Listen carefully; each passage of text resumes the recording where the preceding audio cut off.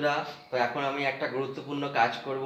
আর সেটা হলো আমার সাইকেলটা পাংচার হয়ে গেছে সামনের চাকাটা, আর সেই পাংচারটা আমি এখন সারাবো।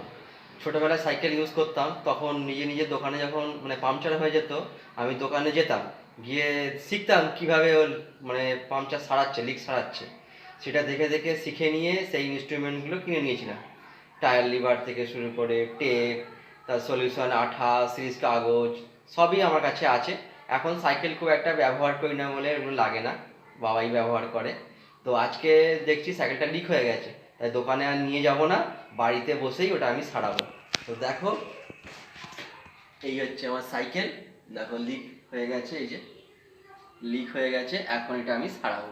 তো সেই সব ইনস্ট্রুমেন্টগুলো এখন আমি জোগাড় করি, করে যখন লিক সারাবো তখন আমি তোমাদেরকে দেখাবার চেষ্টা করব। যদি সম্পূর্ণ দেখাতে নাও পারি, লিক সারানোর পরে আমি তোমাদেরকে দেখাবো। তার আগে আমি আমার কী কী ইনস্ট্রুমেন্ট আছে তোমাদেরকে আমি দেখিয়ে দেবো। আমি আমার সাইকেল সারানোর যা যা ইনস্ট্রুমেন্ট দরকার সব বার করে নিয়েছি, তোমাদেরকে দেখাবো।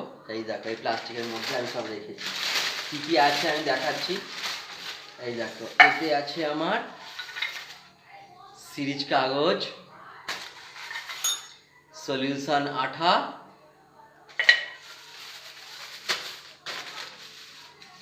আর হচ্ছে এই যে টায়ার লিভার,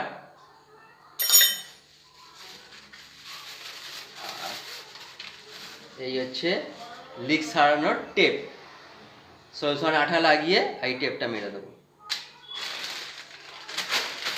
আর এতেও অনেক কিছু আছে, বড় চাকা সারাবার ইনস্ট্রুমেন্টও আছে, এই স্ক্রুড্রাইভার, কারণ এটা কাজে লাগবে আমার।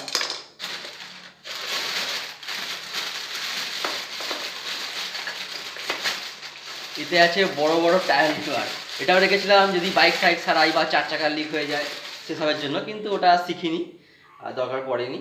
তো এইগুলো দিয়ে আমি এখন সারাবো। তো যখন আমি সারাবো তখন তোমাদের আমি দেখাবার চেষ্টা করবো।